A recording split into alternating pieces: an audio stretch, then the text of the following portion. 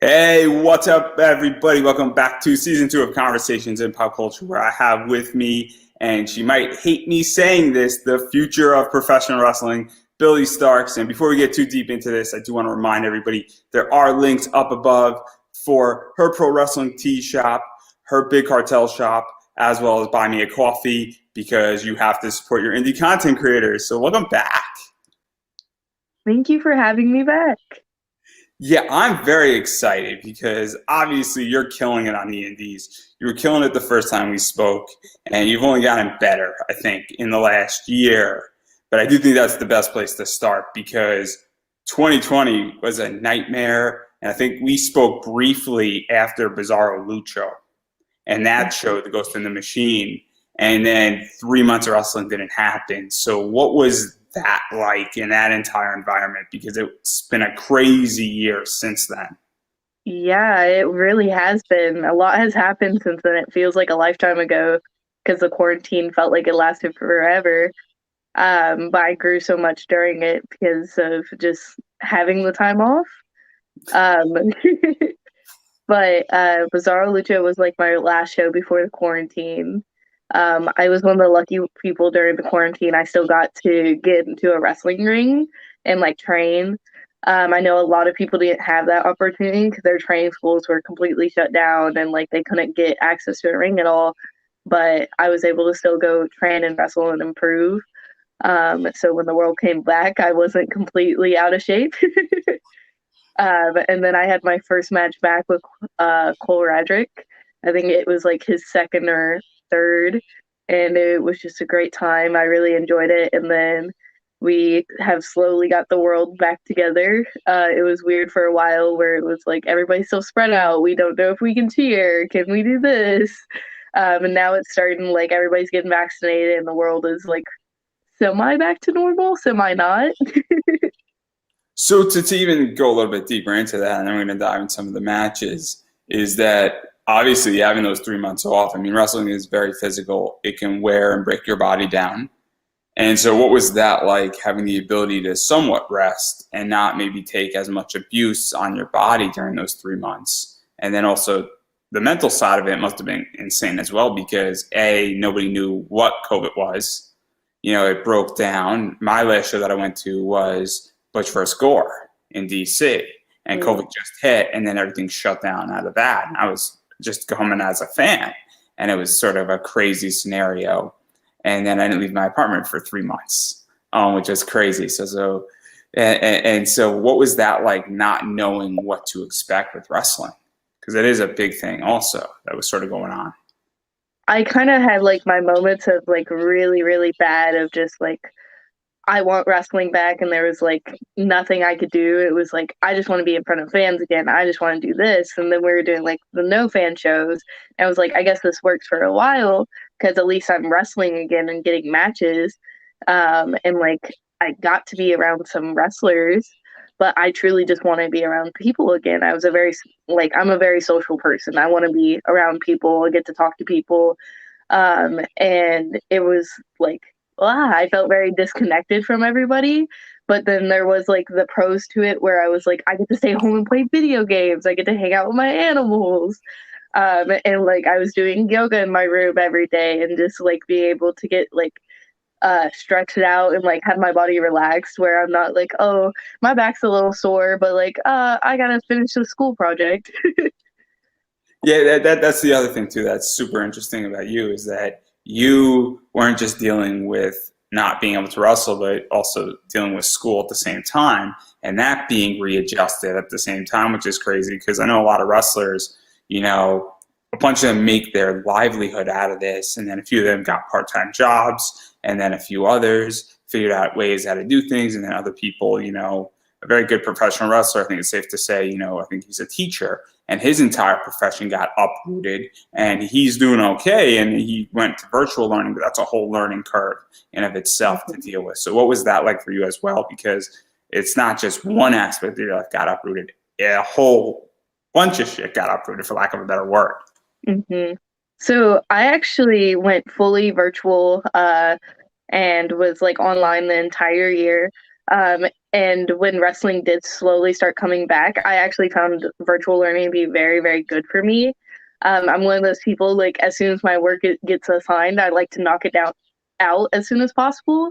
So, like, during the week, like, my teachers would assign, like, assignments on Friday and make them due on, like, Monday. But during the weekend, I'm off in wrestling.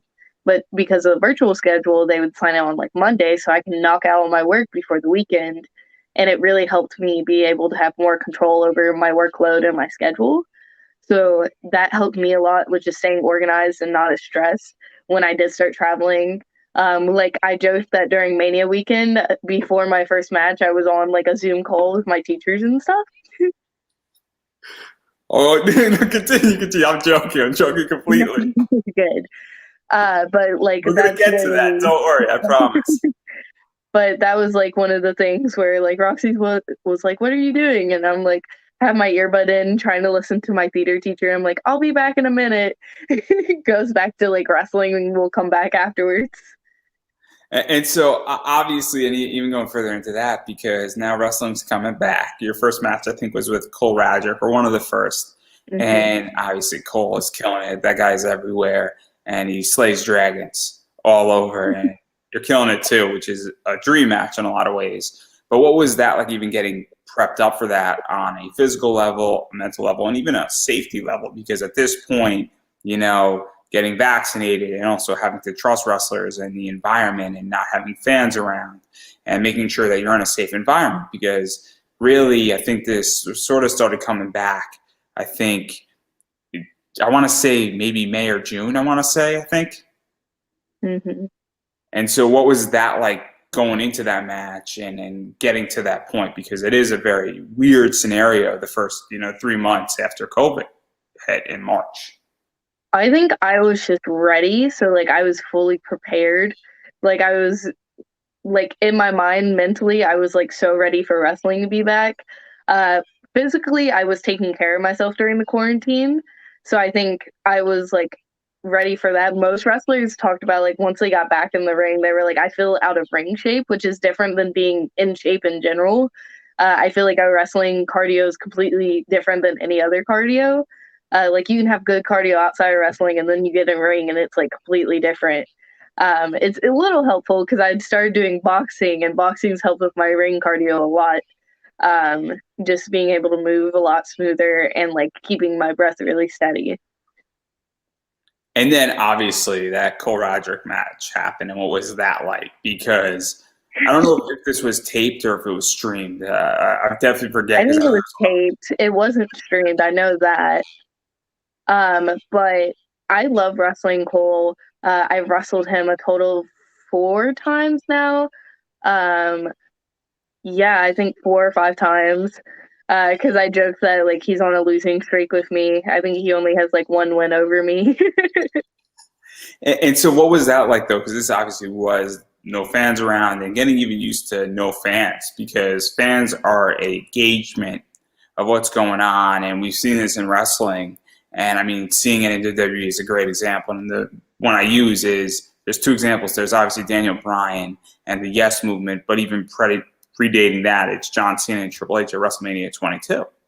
And it's this situation where fans wanted to, root for the bad guy and wanted him to be the face in a match, and also wanted to elevate a particular wrestler. And they're the gauge for, what you're doing and what's happening and all that stuff. So what was that like, getting accustomed to that? Because that's what most of 2020 looked like moving forward. So I believe one of my like first ever no fan shows, or like closed tapings was at PPW, and I remember it just being like, this feels like I'm in training right now. This feels like a practice, like oh let's like work on some stuff, throw some matches together, and it just didn't feel like a show almost. Like it was like missing that vibe. I feel like fans set for wrestling shows. Like I feel like wrestling shows get their vibes from their fans and like their venues, and there's just key details that get set. And I felt like during those no fan shows, it was put a lot on the wrestlers to adapt and like grow a lot. I think I grew a lot just learning how to work cameras more, and developing myself as a wrestler to be able to perform for an audience at home and not for a live venue. Yeah, and I think that that is super important. And then obviously Twitter almost also becomes the audience in a lot of ways after the match, and there's a lot of that feedback where because people are always engaging on Twitter, especially during streams, but that sort of I feel became during the COVID era the feedback loop in a lot of ways, and even on just what I was tweeting out at people. And when people were commenting on my tweets and then a bunch of discussions about wrestling and a bunch of other stuff, it became a very, very cool community during COVID, more so than Facebook groups because everybody was interacting. There are Twitter feeds and trends that I have had that have gotten like 90, 100 responses, and we're all having a great time watching like a BLP show and or watching some other stuff. And obviously, I mean, you turned 2020 in a lot of ways into your year, I think, especially in August. And so let's talk about OVW because I think that was your first run in OVW, and you were facing a lot of people. And obviously, you had some stuff with Haley J, who's coming up now and killing it. Obviously, you were, I think, in a few scramble matches that featured Alice Crowley, Becky Idol, as well as Kayla Cassidy, and a few other people. So, what was it like coming into OVW? Because OVW is a crazy company. I feel like it was like a new experience. Like I feel like it was good for the time I was allowed to be a part of it because it was running in Indiana for a bit, and I can't wrestle in Kentucky where they usually run shows. It's okay. Kentucky's not a great state. They're not good to their wrestlers. But anyhow, that's not the point here. That's not the point. But I enjoyed my time with OVW for what it was and like the short time I had with them. I think what they're doing right now with Haley and a few other girls is great and giving them some exposure. And then also like TV work and just getting a new like idea of wrestling. Like I think this is like a different, almost like a different way of wrestling, a different style, like TV wrestling versus like independent wrestling. Yeah, and I think that also OVW carries a lot of weight in the wrestling world. I mean, it used to be a training ground for WWE, then it became a training ground for Impact Wrestling for a while. Then they're now independent, and they're also very much a feeder, and they're almost one of those things where it's almost like a resume builder in a lot of ways, that people who wrestle for them tend to go on to do bigger things and have gone on to do bigger things, whether you have one match or you spend, years there, wrestling for them. And so obviously, what is that like for you to, be a part of that and get the opportunity to be in what is known as a legendary promotion and something like that? And just from a wrestling fan perspective, because obviously you're a wrestling fan, you're also a wrestler, and it's obviously something very cool. It's almost like a bucket list item. I think it's kind of funny because like when a lot of people are getting told like, oh, I'm a wrestler, in my state, they'll be like, oh, do you work for OVW? Because that's like one of like that's the name promotion. Like that's what clicks in their head when you say you're a wrestler. They're like, oh, OVW. And it was like just a funny thing to say, like, yeah, I've worked for them, but there's stuff outside of that too. And so I just like the fact that you got to work for them because they carry a lot of weight in the industry, and it is super cool to that degree. And it is one of those companies that's awesome. And then obviously, I think that wasn't what made your August. I think what made your August is a one match, and then there's only one match that made your August, and that was that Black Label Pro, and that's you against Jake something. And this is insane. Kyle. So let me set the stage here, because here we have Jake something who looks like a mad, crazy beast of a man who eats like children, okay? And then I say this out of respect. If he showed up to my house, I'd run the other way. My point is that he's now the champ. I think he's like the new champ. I think this is like sort of his first title defense, I think. And we have you, and you're sort of tiny. You're looking adorable. And then we got this match, and it looks like he's going to murder you. And then you push him almost all the way to the limit. And it's just like you were doing sunset flips, and you were doing roll-ups against him and having some offense. And then like it looked like in the first like 2 minutes you were getting decimated. And then like there was all this comeback. And it was this insane match that was like perfect storytelling. So what was this match like? Because this match is like, oh my God, this is going to be a murder. And then it's like, wow, this is like a massively competitive match. And I think this was when future Billie Starkz superstar was born. I think this is the match that's the turning point. I thought it was really, really like interesting because in my head I was like, "Oh, I'm in for a squash today," and it was just a very like unexpected thing. And this was also one of the matches where there's very limited people in the crowd. So it was like another one of those incidents where you were like learning to go with the flow almost. And this was one of the matches I've been wanting for a minute. So I was like, oh, I get to have one of like the matches that I've been wanting. I wish it was in front of people, but I'll make it work. And then I was just having a great time. I think I ended up putting him through a door, which was like one of my first experiences doing that. So I was like, this is kind of cool. And I scared my mom because she was like, I swear to God, she gets put through this door. And what was nice about this is that I know this was streamed, and so I watched it streamed, which was cool. I also like the fact that there were some limited people there, but also Jake Something is an impact. He's the heavyweight champion for BLP at this point. This is his first title defense, and there's all this stuff going on, and it's a really big moment because a lot more people are watching it, and I have a feeling everybody thought, as you just sort of said, it's a squash match, and it was anything but that. And it's a very cool situation when wrestling surprises me. I'm like, oh man, this is gonna be cool and all, but, and I was like, wow, this is something that I wasn't expecting, and I think it's a real moment in a lot of things that wrestling can be beyond interesting. And I think you really put on a really good match to that one. Thank you. I think that's like what I feel like wrestling is missing a lot is like that element of surprise. Like they almost give people what they expect, and I almost like that element of surprise. Like I talk about how I jokingly like I enjoy watching backyard wrestling more than like regular wrestling nowadays. Because it's just so crazy and like does nothing I expected to do. Like I'm like, oh, they'll do this next. Oh God, that's not what I expected. Yeah, and I think that's something that wrestling is lacking is almost a big fight feel too, in a lot of ways. Where I don't find when I'm watching a lot of wrestling as of lately that there's a big fight feel that I know what's going to happen. I want something surprising to happen. I want some chaos. I think the term is controlled chaos, and I feel like with this match, and this is a really good example of it, is that this was surprising. This was something that I wasn't expecting. This was something that I was like, this was not foreseen for me. And I'm like, wow, this is what storytelling is. Like, I felt there was a real story and a big fight feel to it, and that there was actually something meaningful being put forth, something to establish Jake Something as the champion, and almost like a David facing a Goliath and bringing the Goliath to its limit. And I felt like the victory for you in a lot of ways, even though he won the match, was that, hey, you now pushed a champion in an unlikely situation, and it's an amazing match to watch.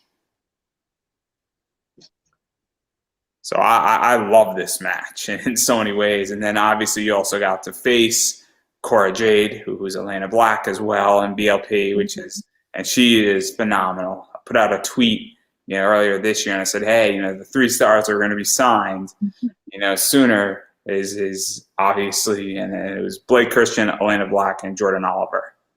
And so obviously 2 of them got signed like 4 days later. So what was it like facing her? 'Cause I think you faced her a few times as well. Actually, I only got to wrestle her that one time. That's crazy. That's crazy.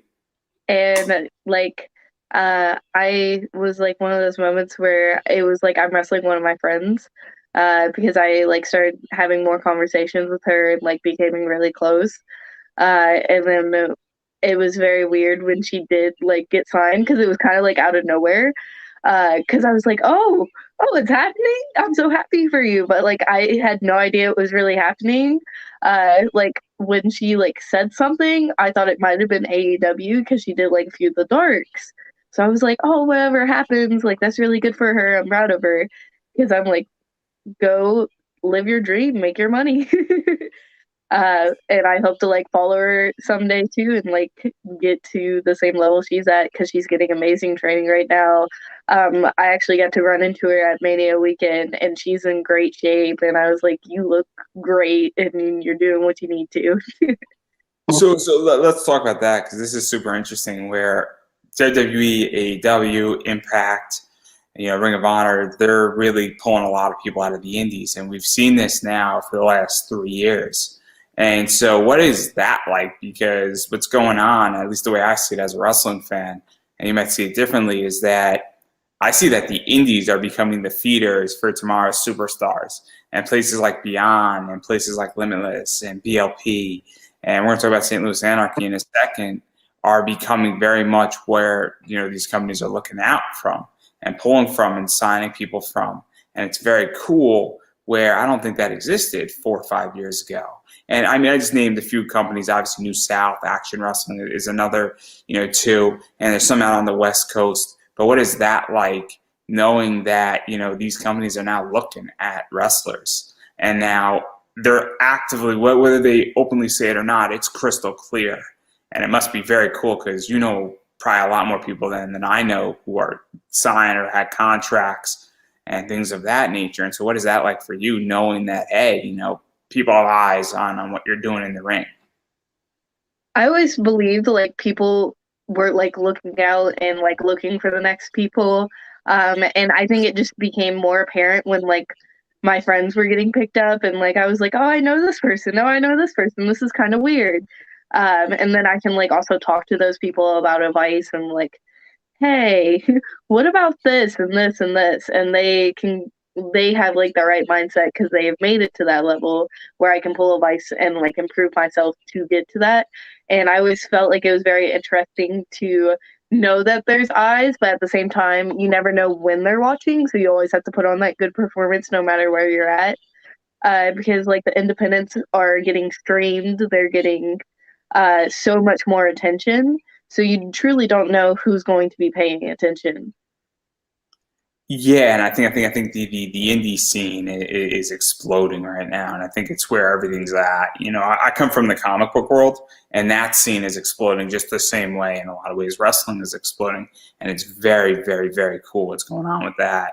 And I do want to talk about something negative slightly, and it's probably one of the biggest victims of COVID in the wrestling world, and it's St. Louis Anarchy, where they got sort of decimated. And I spoke to Matt Jackson. Obviously, I spoke to Gary J in the last 2 years about 4 times, and I know how much you love Gary. So the idea is that they were supposed to run a bunch of shows. A bunch of shows got canceled.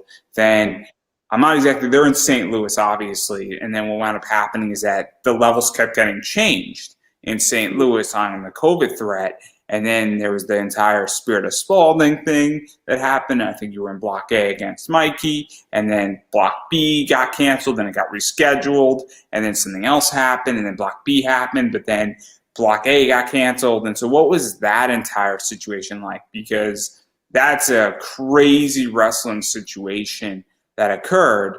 And you're sort of booked, you're not booked, gets rerouted. And there's some other stuff going on with you and a few other people. And so what was that like, really adapting to that circumstance? Because I have a feeling they weren't the only promotion that had to do a lot of maneuvering. I think that came a lot with the COVID era and just like people having to like change what was going to happen in their shows and stuff. And like St. Louis Anarchy had to do with what they had, and a lot of times they had to cancel because due to the restrictions, they couldn't run a show, they couldn't sell tickets. They're like, with your restrictions, we can literally only have the people in the locker room, and maybe that goes over by a little bit, and it was just better for everybody's safety at the time, just to like cancel the show and maybe reschedule. And it was like a little frustrating at times when like the shows would get canceled because I'm super excited about like the people I was about to wrestle in Block A, for Spirit of Spalding, and St. Louis Anarchy is like one of my homes, so I was like, yay, I get to go to St. Louis, I get to go hang out with this person and this person, and just I love the vibe they got there. And it was just weird during COVID that like we couldn't really experience it and have that one of the promotions like steadily running because of the COVID regulations. Yeah, and then obviously, I mean, I would imagine it must have been beyond frustrating for everybody involved because you had a bunch of amazing people doing some great stuff there, and then there's supposed to be some amazing matches that were going to happen and that are not going to happen, and that may happen now too, with what recently just happened in WWE. And there's a certain wrestler. What is it? 71 days. He's going to be free, and that's all I'm going to say. There's two of them in 71 days that are going to be free. So I'm going to leave it at that on that point because I don't want to get in trouble, you or me for that matter, on who I'm speaking about. But he's been all over the place. Is a good way to go with that one. And then obviously I kind of want to also jump into, another match that sort of happened a little bit later after this. And that was your first match, I think, against Solo Darling. And that Yes. was New Wave of all places. And New Wave is one of the promotions that's been almost running consistently all throughout COVID for a while. And so that's a crazy company. And obviously I just had somebody on from them. And what was that match like? Solo is one of the best wrestlers in the world. I really enjoyed wrestling Solo, and it was just great to be in her company. That was the first time I got to wrestle her, and then later in the year for Fight Forever for GCW, I got to wrestle her. And it was very, very fun, and I enjoyed it a lot. We joked because in the first match at New Wave, she accidentally like popped her hip, uh, and it was like, oh God, I broke her, I broke her, I broke her, because we were trying to like get her on an airport, and she could not walk. Like we had to carry her, and like, I'm so sorry, I didn't mean to break you. And then we wrestled again, and she was like, you should give me that same move that like popped my hip out of place. So obviously you wrestled her in New Wave, and then you wrestled her at Fight Forever in 2021 in January. And so what was that entire vibe like? 'Cause that's a crazy show as well, where it was 24 hours of wrestling, and what was that at like 4:15 in the morning? Yeah. So it was very, very like interesting because Solo like lives nearby. So she was like, oh, I won't be there until a little later since the show is so late. I promise I will be there. And I was like, oh, cool. I just know I got here early because I was going to enjoy some wrestling. And then I remember just being exhausted because it just got so cold. And I was like, oh, I'll just go in the car and like warm up. And I set an alarm on my phone for like 2:30 or something. And I like fall asleep. Nobody's woke me up. And my alarm doesn't go off. So I'm just like, I wake up and like oh crap, did I miss my match? And I like check my alarm and I'm like, oh, it's only like by like 5 or 10 minutes. I'm going to go in and get dressed. So my story of Fight Forever, and I told a few people this, is that I stayed up and I watched about 17 hours of it in a row. Now, I was also slightly drinking, and I was having a great time tweeting, and I was waiting for your match, and then I was going to go to bed. So here's what happens is that I'm watching, and I'm like, wow, when's this match going to come about? Because I had a feeling that I sort of saw it somewhere that I was going to be on this block. And then I go to sleep, and then now I'm waiting for basically Camp Leapfrog to come on. And apparently I sort of was setting my alarm, and my alarm goes off. And apparently on an iPhone, if you hold down your power button, if it doesn't in the power thing, you can hit the SOS, and I accidentally called the police on myself during waking up. So now the police say, it's Friday. I'm like, no, it's Saturday. And like, meanwhile, I'm right. They think I'm crazy. And then meanwhile, I'm like, did I just call the police on myself, Mom? Oh, well, I go back to bed for another like hour and a half. Then I come out and I'm all happy. And then I pour myself some cereal, take out my this is the worst. I then bring my laptop, eating my like cereal, and then the police quietly knock on my door in my parents' house. I'm like, oops. So that's my entire Fight Forever story. And it's the greatest non-wrestler Fight Forever story ever. And if there's ever a title built, I will happily defend that. So that's my experience with Fight Forever. And then after the Tony Depp and Jordan Oliver match, I was done. It was a great match, though. I actually, right after my match, had to head to the airport because I flew for the first time from there to Texas.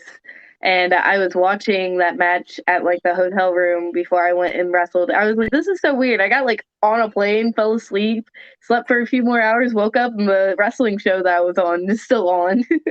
It was a very, very, very odd experience, and my experience with it was phenomenal. And I got through it with a bunch of Dr. Pepper and some monsters, and I did I it in thought it my was house. hilarious. Everybody talking about the commercials they would have in between and like driving them insane. Oh, it was crazy, and it was. But after 17 hours and my police incident, I think it was time to call it quits. And I Yeah, realized take a I'm never break. going to do it again. I understand that apparently I learned something about my iPhone, so I have GCW to thank for that. So that's my experience. But I thought it was a crazy concept, and I think it's actually a brilliant concept, and I think they should do it again. Honestly, I think it's great what they did Hmm. without fans. I think doing that once a year would be such a cool pay per view. I would pay like $50 for it, easy. Easy. I would like GCW. Just like I'd pay 100 for it. I honestly would because I think it's such a brilliant concept, and I think there's just so much possibility when you're bringing in so much talent in and out that like you could do some amazing stuff with it. But that's my experience, and I thought that it was really cool that you got to face her again as well because she's just a huge amount of information that's available out of her head, Solo's head. Hmm. And then speaking about really cool wrestlers, obviously you also got to face Diana Peranzo. I think I said that right, right? Yeah, sounded right. I'm really bad at names, everybody. So what was that like? Because I don't know if she was the Impact champion, women's champion at that point, but obviously WWE had no idea how to use her. Comes to Impact, is tearing it up in Impact, or was just about to go to Impact, and obviously she was killing it on the Indies. And so, what was that like facing another star and who was killing it and is at that level? Because the way you get better, at least in my view, is iron sharpens iron. Hmm. So what was that like? I thought it was very like fun because it was just another opportunity for me to grow. Like you said, just getting those greater opportunities helps you grow from one level to another because you are wrestling greater talent. And I was just happy to be in a ring with her. And yeah. And I think it's just cool how BLP brings people in, and Killer Kelly is also similar in that regard, where that's another woman you have to face in BLP, and it is awesome when you get to face people like that, and they bring in good talent and things like that. So that's cool in that regard. And then obviously I do want to talk about Girl Fight because you're not new to Girl Fight, and you've been killing it in Girl Fight. You did killed it in 2020, and you had some matches. Obviously, I think Ari Alexander was in there, Blair Onyx was in there, Charlie Cruel was in there. I know you know Charlie very well. Hannah Henderson was in there. Holly Cromwell was in there, and she may or may not be a Bulbasaur fan. Heather Reckless was in there, and Valentina Loca. Can't speak today. Was in there. I think Mickey Knuckles was in that match. I think also. Hmm. So what I was actually that got like? to. It was very fun. I enjoy like wrestling. Those are all great women, like you just stated. And I think it's great to have like these all female promotions just to star like women wrestling and women wrestlers. And Girl Fight does that really well. I'm happy for just having a place like that. And I'm currently the champion of Girl Fight. Let's talk about Wanting. that match. Let's talk about that Oh. match because Mickey Knuckles is scary as fuck. It's a good way to put it. Okay, I don't know. I don't know if you watched No Peace on Sunday. Hmm. Her versus Eric Ryan was a crazy match, and they were both bloodied up. And Mickey Knuckles has pushed forth women's wrestling in a lot of ways. Has pushed forth women's hardcore deathmatch wrestling in a lot of ways. And Mickey Knuckles is a fucking monster And so what was that like? Because obviously Mickey Knuckles is a veteran. She's been doing this for forever. She's been all over. She's gone all the way up. I mean, me and her have spoken about this on this show. And from very humble beginnings to being one of the top, hardcore female wrestlers ever, if not the hardcore female wrestler of all time. So what was that like, A, facing her and then beating her for the championship? Because it's almost like handing the guard over in a lot of ways. I thought it was like very like one of those moments that I won't forget because Girl Fight is like one of the homes. And I was like, this is really weird that like I actually have this title because I remember like growing up and watching Girl Fight as like a fan in the crowd. And it's like, this is weird. I'm kind of in the ring now holding like a championship that I saw a bunch of other girls do that like I looked up to, like Aja, who is a ref for WWE now. And there's a few other girls. And then I remember like Sue Young, and that Sue, I actually got to wrestle Sue for Girl Fight, and I really hope to wrestle her again. And it's just really, really weird that, and then I ended up beating Mickey Knuckles for the title. And it's like, oh, how things happen. Yeah, it's one of those things that I think is very cool, and it's also the idea that you win the title off of somebody. Because the way I view things, and maybe it's just the fan of me, is that what makes titles is that titles in a lot of ways carry prestige and carry clout to them, but it's also who you beat for that title. Where if you beat somebody else versus Mickey Knuckles, that the Mickey Knuckles thing carries a lot of weight because you bested one of the greatest women's wrestlers out there.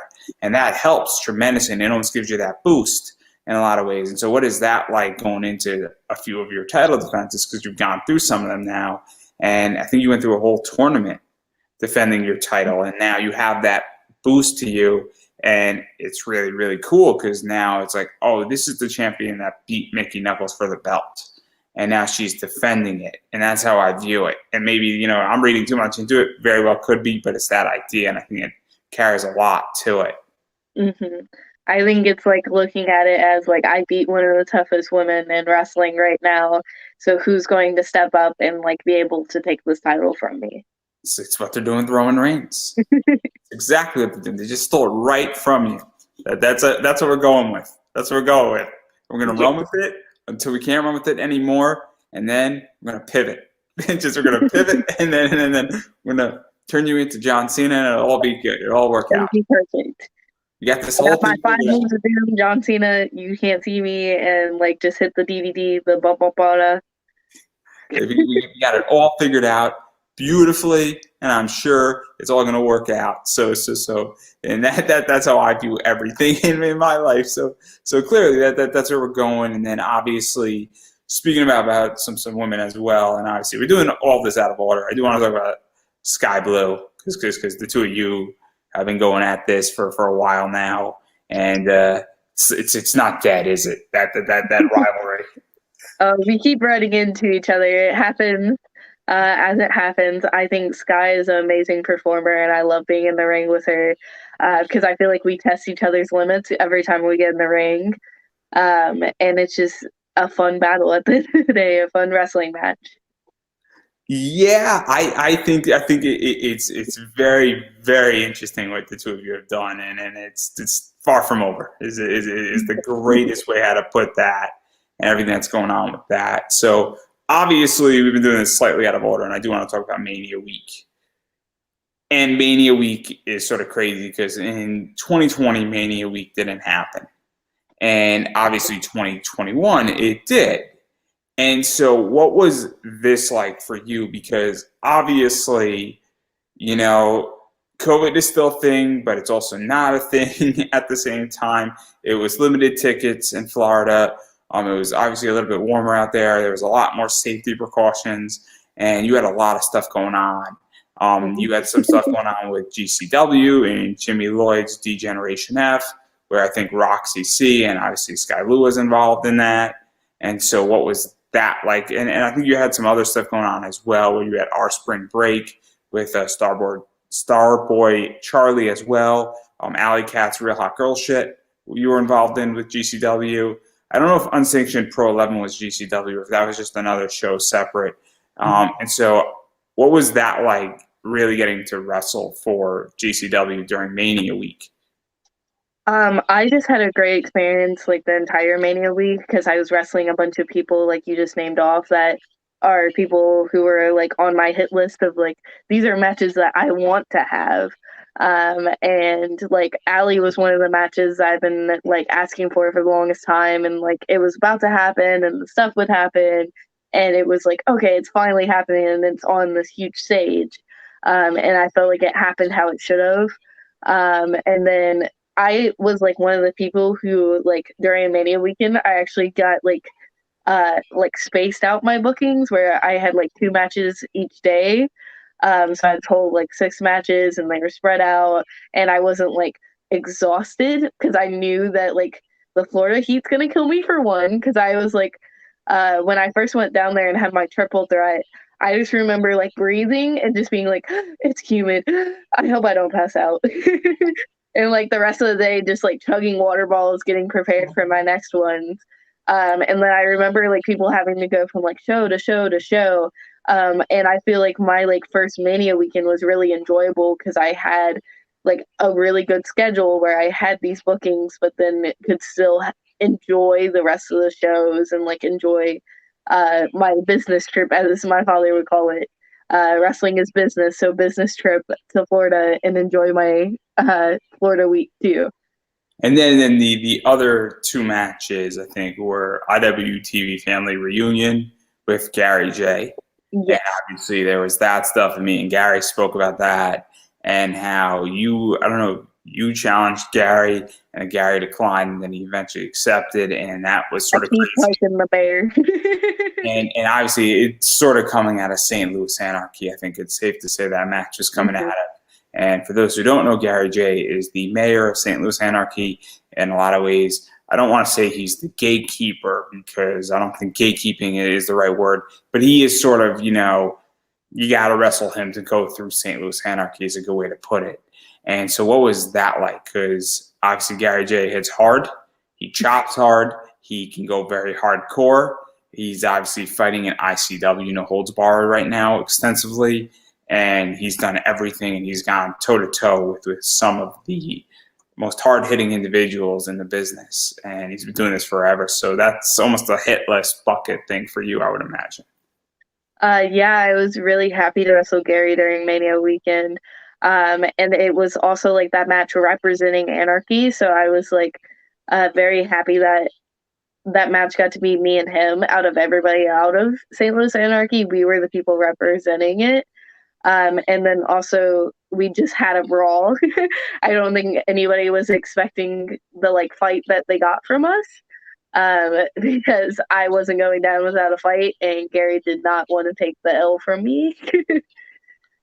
And it's a great match because again it's very similar to that David versus Goliath, young versus old has got that vibe to it as well, where it's almost like the veteran versus the new student, and the new student showing what they can do to their teacher in a lot of ways is that type of story.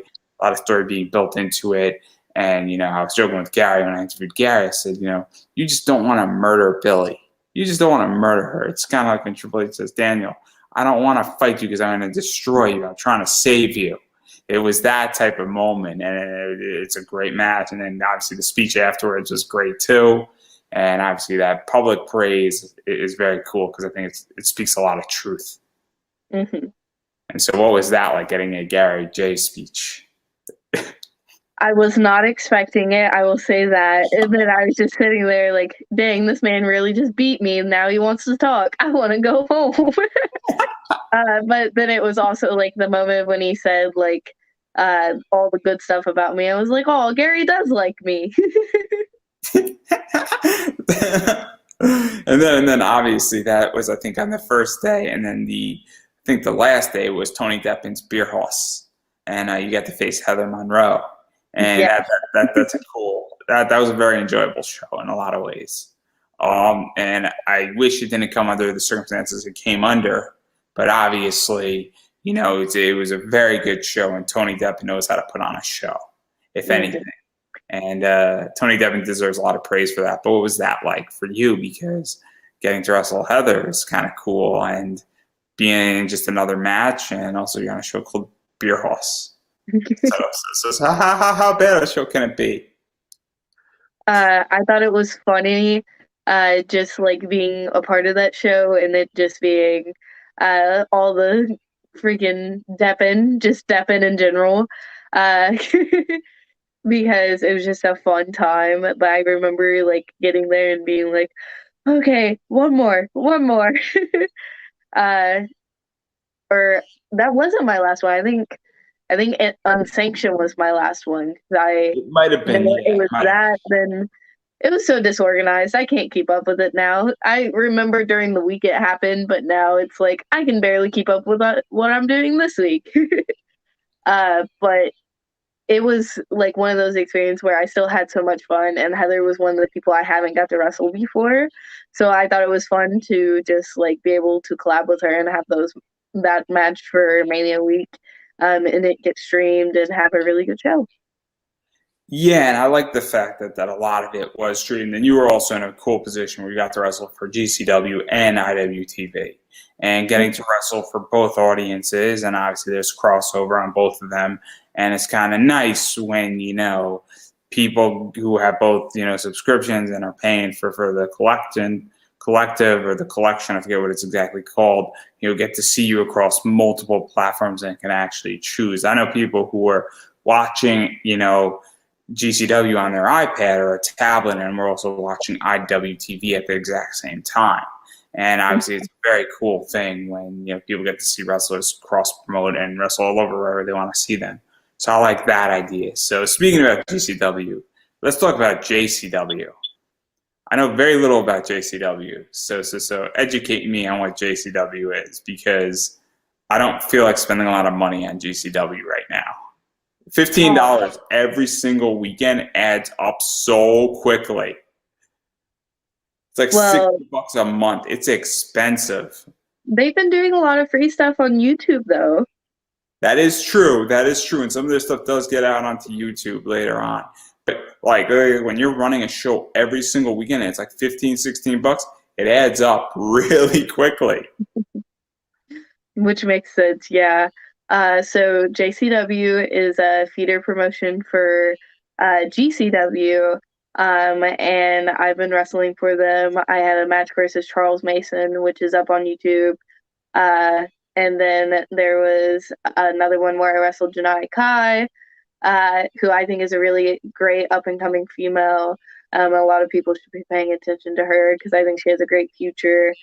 And then recently I wrestled Young, Dumb, and Broke. And I teamed with Janai Kai and Jody Threat and had that match.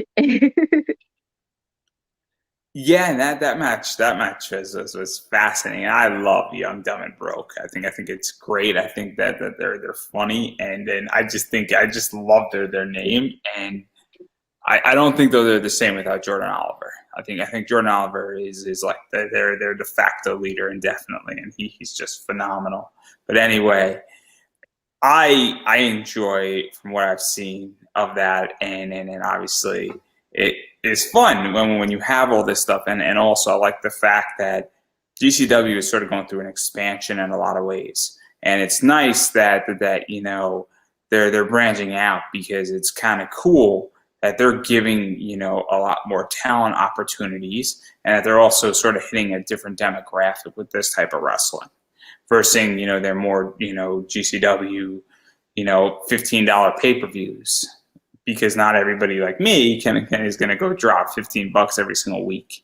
But again, I know very little about GCW, and I just know it's a big expansion, and it's kind of a cool thing when companies are expanding and they're doing cool things, and they're also giving a lot more opportunity. And also a lot of the people that I think are wrestling for GCW haven't wrestled yet for JCW, haven't wrestled for GCW yet, or haven't done it on a recurring basis every weekend. So it's a very cool thing in a lot of ways to make that happen. So I'm looking forward. I'm gonna go check it out. Is the point? And then the final thing I want to talk about, and again, going to ask a somewhat uneducated question, but in February, and I think it's the biggest thing, is that you were part of something called the Big Starkz brand, I think Invitational, or right, and that entire event. And so obviously you're Billie Starkz. It's connected to you. It's connected to Mouse. And so, how did this idea even come about? Because and before, so how did that idea come about? Let's start there. So the idea kind of came about because Mouse ran a show before called Fright Night. And then he was kind of in like the mood to run another show. He was like, "What about this? What about this?" And like finally was like, "Oh, what about the BSB Invitational?" And I was like, "Yeah." And he was like, "Okay, give me this number amount of people who's like part of BSB, or like who you think should like probably join." And I was like, these are the people who I like and feel like would put on a great tournament. And then he was like, okay, okay, I'll start reaching out to people. And then I was like, oh crap, now we have to like make matches out of these people. So I'm like pairing people up. And I was like, what about this match and then this match? And then, how's this going to go? So there's so much to talk about. So I'm going to ask a somewhat uneducated question, but I think it's a necessity at this point. What is BSB exactly? Because you guys sponsor so many wrestlers. Obviously, we have the knee pads, we got the flags, we got some merch. And so, what is that exactly, and what do you do for wrestlers precisely? Because I think it is important to actually know this, because I think that some people know it and some people actually don't. And I think that it's it sounds like an uneducated question on its surface, but I don't think it is. So BSB is a brand me and my father started during like the quarantine because it happened out of a joke. I was going through a little bit of a depression, and Mouse, my stepfather, was like, "Okay, like I need to find a way to make her laugh." And like put a joke on Twitter. He was like the LeVar Ball of wrestling, and I was his Mello. And if anybody hurts Mello, you got to deal with him. And if you don't know what LeVar Ball is, he owns a brand called the Big Baller brand, and we kind of like turned that into our own thing and joked about it being the Big Starkz brand. So we kind of ran with that, and it's turned into this big thing. But like we're honestly just like a brand, and like everybody who's in it is mostly like family, so we help family when family needs help. And then obviously, because what winds up happening is at all these shows, somebody will come out with the knee pad symbols, or will come out with a flag, and then it obviously almost it appears somewhat like a faction, but sort of I don't want to say, I don't know how to explain it the best way, but it almost comes like out as a faction where, oh, Alex Kane is sponsored by the Big Starkz brand, for instance, and he's wearing the knee pads. And then it's kind of like, oh, it's mentioned, and so all that happens. So it's very cool because it has become very much recognizable in wrestling, and it's super, super interesting on how that all came about. And then obviously, you're now running a show, and just to give an idea of who was in here, obviously, I think you have, Levi Everett, you got Adam Slade, you got Braden Lee, Kevin Giza, Ace Perry, Cole Radrick, Trey Lamar, Aaron Williams was also involved on this show. And I think you got to wrestle Aaron Williams, who was one of the best unsigned talents on the indies. And so what was this like? Because obviously you got to put your booking hat on, and you're reaching out to people, and, obviously you're connecting with people, and now you're entering the booking game a little bit. I really didn't do anything. I just was like telling Mouse my ideas. You're supposed to claim credit. Same people. I don't want the credit. Because then they're going to come to me like, hey, can you book me? And I'm like, no, go talk to Mouse. The same people, always. Whenever somebody says, hey, Andrew, you booked that cover. I didn't do it, but give me the credit.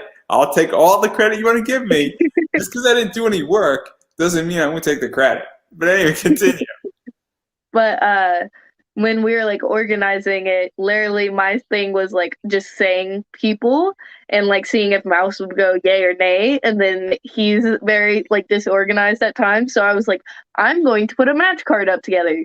If you want to change anything around, let's change it after I put something together.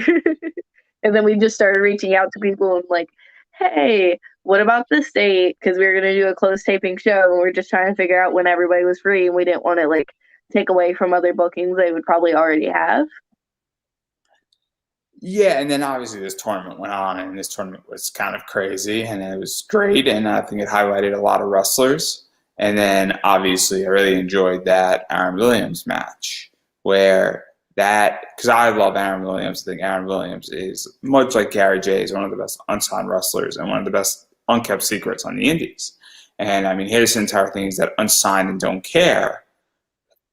So what was that like facing Aaron Williams, who has legitimately been on the Indies for almost 20 years, has gone up and down the road, has traveled with John Moxley, back in the day, and he, I've an episode on my podcast coming out with him, and it's this idea that he's telling stories about John Moxley using his speedway points to buy, food from show to show, which is crazy. I don't know if I don't, you're what, in Indiana, I think? Louisville. Which is whoa, what state? Kentucky, Kentucky. So I'm making sure. I don't know my towns in Kentucky. I'm No, sorry. no, good. I know a lot of things in life. I do not know towns in Kentucky. I can tell you that for a fact. But it's this idea that in the Midwest, you guys have speed like waypoints and stuff like that, and so crazy. So what was that like for you? Because that's another big name in a lot of ways. And I saw it as like me getting to wrestle like one of the people like when I was a big fan of wrestling, I watched Aaron, and then it also turned into like where he's one of like our family members of like, oh, that's Uncle Aaron, I'll see him around. And then finally getting in the ring with him, it was a really great experience of just being like, oh, this is great. Because like I think a year or so before that, I took a Aaron Williams seminar, and like he's teaching us stuff, and I was like, oh, I do see you do this in the ring. he is very, very interesting in his character and the way he comes and the way he presents himself, and just the amount of character he brings to the ring is a phenomenal position. From a mental game, I mean, his mental wrestling game is unbelievable. Like, I don't know, it's the ICW, him versus Gary, and he's like doing what he does in the chains. And then also, I love the fact that he looks like a horse jockey, and then he's just taking off his clothes when he's getting angry in the match. I just think it's the funniest thing. It's the funniest thing to me when he gets angry, and I'm like, oh my God, this is brilliant. The first time I saw that in BLP, I was like, this is brilliant in so many ways. Oh, it's great. And so what was this entire experience like for you, though? Because obviously you played a part in it. Obviously it's sort of Mouse's project and your project. And it's a very cool thing to sort of be part of producing a wrestling show in a lot of ways. I think it was very like interesting and good prep for me for like when I do run a show. Because I do plan on having like a birthday wrestling show sometime in December. Because I just want like wrestling is my life, so might as well celebrate my birthday with a wrestling show. So I thought it was good practice for that. And then, oh man, that's going to be a blast. That's going to be something very, very special. I know Abby Jane is having a 21st birthday wrestling show coming out, I think, in August. And I think there's going to be a bunch of fans there, and that's going to be a fun show to watch in a lot of ways. And so obviously there's a lot of cool stuff going on in wrestling. And obviously we just spoke about a bunch of stuff, and I don't want to keep you here all night. But I am curious, and I missed a bunch of stuff. I know you sort of have a bunch of titles that you've won. I know you had a bunch of title matches as well. And so I didn't even touch like 1/10 of this year, which is really bad. A lot's happened. A lot's happened. You've had a very, very good 2020 in a shitty 2020, and you've had a pretty good 2021 so far, and a better 2021 than 2020. And Let's so hope it keeps going up. and so obviously I am curious though, because a lot of stuff's happened. I know that St. Louis Circus Maximus just ended, which is an awesome thing that's back, and I'm very happy for St. Louis on that. But what is next for you in wrestling? Because a lot's going on, and I don't know where you're going exactly, and where do you even think the future of wrestling is going? Because obviously you've been doing this for a while now. I'm going on about like 3 years now wrestling. And I feel like it's just like more time to grow. I'm really happy with the spot I am in right now, but I still know I'm not at the top, so I know I still have time to grow, and I don't think anybody stops growing, no matter like what level you're at. And I think I'm in a really good spot right now because of like my workout schedule and the classes I'm taking. And I'm like kind of excited, kind of not when comes back to like see how life gets organized again with like in-person school and then also traveling on the road for wrestling, and just enjoy life. And so even going further into that, because I'm curious, your wrestling world in the next 2 years is going to expand dramatically from what I understand, right? I think so. I really hope so. Meaning that obviously, and I'm not trying to put you in a weird spot, but you're still in high school. I think is a safe assumption, right? Yes, I'm still in high school. And so the reason why I bring this up is because there's certain places you can't wrestle right now, but when you turn 18, that's all fair game. And so it's going to be a very cool experience when you get the ability to go and wrestle almost in Kentucky. And Yeah. they can't keep you chained up for lack of a better word. Mhm. And so obviously that's sort of what's going on. And this is the reason why I bring this up is because you are that good right now. And you're limited on where you can wrestle, which is crazy. And this is the whole point of where I'm going, why I say I think you're the future of wrestling, is because you're killing it right now and you are really pushing people who have been doing this for 20 years and 10 years and 5 years and started much later than you are, and you're bringing them to their maximum positions and you're beating them. And so in a lot of ways, and I've said this before, if you're not watching Billie Starkz, you're sort of retarded because you are the future of wrestling. And if the future of wrestling looks anything like you, we're in good hands. And so that's just what I wanted to say. And then obviously, I mean, I think this year has sort of showed that, and the back half of 2020 has also showed that. And so obviously, saying all that, I do want to give you an opportunity to promote yourself. I know you got a bunch of stuff up there. I know you got the Her Story shirts are out there, and they're super limited, I think, as well. Mhm. And so, So yeah, I am Billie Starkz.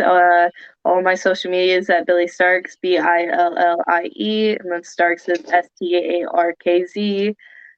He said he has my pro wrestling tees and Big Cartel link. So if you want to go check out any of my merch, I do have a pre-sale open right now for her future shirts, which is a SCI like exclusive because I'm part of this really big tournament. And then I have upcoming shows if you want to check them out. They'll be when is that tournament dropping? the August. It's the end of August. Yeah, in end or I thought it was like August. It's in the middle of August. The video should be up the end of August. The actual tournament is the middle of August. Yeah, the actual tournament's in the middle. Like August 15th or something. Yes. And then like it's like in the middle of the August, and then it will drop and by August 30th. Yes, like it will be by August 30th. August. Look for updates. We'll stick with August. All we have to do is aim in the vicinity. Yeah, But continue. SCI Futures. SCI Futures. And so obviously that shirt is super limited. And the reason why I bring that up is that, once I think the tournament drops, that shirt is gone, if not sooner. And so it is urgent. And if you're interested in buying that shirt, you should obviously click that link and pick it up. Obviously the Pro Wrestling Tee stuff. And then you got a bunch of shows you're probably going to be on. And I don't know what you can and can't say, but a bunch of that stuff's going to be on GCW and IWTV for the most part. Mm-hmm. And yeah. and Go ahead. yeah, the usual places you wrestle a lot in BLP. St. Louis is a home to you in a lot of ways. Mm-hmm. Obviously, I think Action might or may not be in play. I don't know if you've been invited to be on yet, but hopefully soon because you belong there. And there's a variety of other promotions. Girl Fight, obviously, I think is a safe one to call it. And then there's a few others that you just play normally in. So obviously, buy Billie's merch. Basically, pay Plain for and her simple. college. Pay for her college by buying her merch. And I'm sure either your mom or somebody or your dad appreciates me saying that, because if enough people buy your merch, your college will be paid for by that. So go buy her merch, everybody, and also making it crystal clear that you have to support indie wrestlers, and the way you support indie wrestlers is by buying their merch, going to shows, buying whatever they have. I already said that, but I'm gonna say it again. Follow them on social media. That means Twitter, Instagram, Facebook pages. Tweet at them when they're actually wrestling, especially if it's a no fan show, and even if it is a fan show, because it actually means something. And it is super important at this point. So on that note, I'm going to give you the final word. Thank you guys so much for watching. Well, that's a wrap on that one. So I thank you, Billy, for being on, and obviously we're going to do this a third time, and hopefully before you get signed to a major company, because I think it's coming. Thank you so much. And that's a wrap.